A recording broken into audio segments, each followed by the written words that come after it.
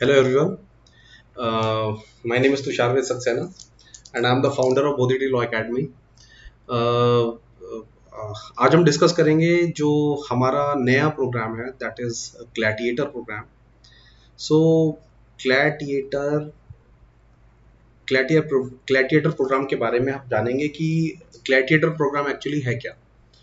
सो देखिए, जो gladiator program है it is meant for the students who are aspiring for CLAT examination, means those who are preparing for CLAT exams. ठीक है. अब जैसा कि हमें पता है कि जो क्लैट है, क्लैट दो लेवल्स पे होता है, that is CLAT UG and CLAT PG. देखिए, क्लैट यूजी जो होता है उन लोगों के लिए होता है जो नेशनल लॉ यूनिवर्सिटीज में जो जो बीए एलएलबी जैसे कोर्सेज होते हैं, मतलब एलएलबी वाले जो कोर्सेज होते हैं, एलएलबी हो गया. सो उसमें एंट्रेंस के लिए आपको क्लैट का जो यूजी वाला जो वर्टिकल है उसके लिए अपियर करना पड़ता है. वेरएस क्लैट पीजी जो होता है वो किसके लिए होता है? वो उन लोगों के लिए होता है जो नेशनल लॉ स्कूल्स में ही एल एल एम कोर्स में एडमिशन के इच्छुक है. ठीक है. नाउ हमारा जो ये क्लैटिएटर यूजी प्रोग्राम है, सो जैसा कि आप देख सकते हैं कि बहुत ही इंटेंसिव प्रोग्राम है. सो इस कोर्स की जो ड्यूरेशन है करीबन 220 डेज की है. 220 डेज की है. और ये एग्जाम बेनिफिट किन लोगों को करेगा? ये उन लोगों को बेनिफिट करेगा, उन स्टूडेंट्स को बेनिफिट करेगा जो क्लैट क्लैट की प्रिपरेशन कर रहे हैं, या एग्जाम जैसे आईलेट की तैयारी कर रहे हैं, जैसे जैसे किसी भी सेंट्रल यूनिवर्सिटी के लॉ प्रोग्राम के लिए आप तैयारी कर रहे हैं. सो उन उन बच्चों के लिए भी ये बहुत हेल्पफुल रहेगा. ठीक है.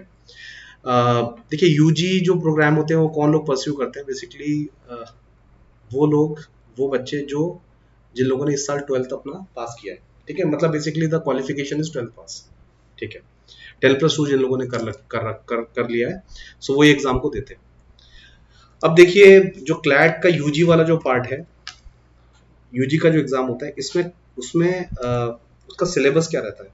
सिलेबस ये रहता है कि भाई इंग्लिश लैंग्वेज हो गया, इंग्लिश लैंग्वेज हो गया, फिर लीगल रीजनिंग होती है, फिर इसी में लॉजिकल रीजनिंग भी आती है, फिर करंट अफेयर्स भी आते हैं, फिर उसके बाद क्वांट्स दैट इज मैथ्स.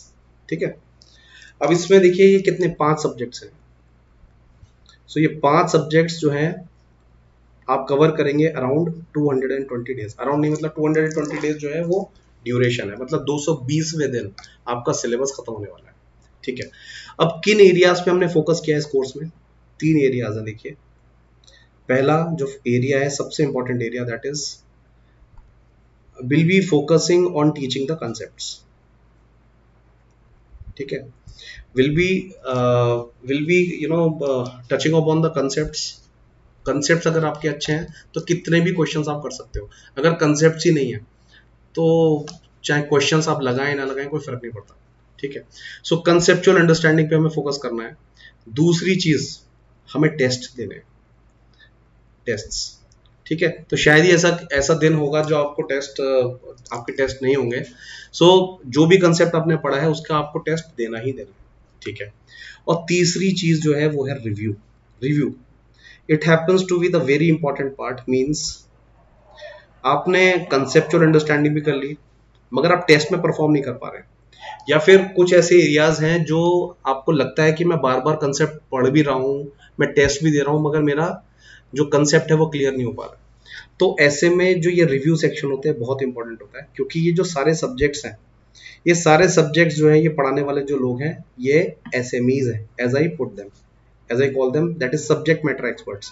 तो ये सारे के सारे जो हैं, they have an experience of around 6 to 7 years plus in preparing students for CLAT. ठीक है. तो जैसे मैं I will be involve in the legal reasoning part. और लीगल रीजनिंग के लिए वैसे अरिंदम सर हैं और हिमानी मैम है. So they will be taking care of the legal reasoning part, but I myself will be involve in it, but my major role will be in the review section. ठीक है. Because end of the day it is my responsibility that the student is getting the maximum benefit out of this program. Now coming on to the course fee. See, this program has been launched in the year 2019, and this is for the second time. We are in the batch formation phase. So इसको हमने पहली बार online format में हमने launch किया है. सो ये हमारी course fee है, that is 38,888. It's a very reasonable fee, जो कि ऑफलाइन फी से काफी कम है. ठीक है. So you can have the maximum benefit, you can reap out the maximum benefit from this course. And किसी भी तरीके की कोई भी क्वेरी हो तो you are free to reach out at us. We'll be more than happy. So see you around. Thank you very much.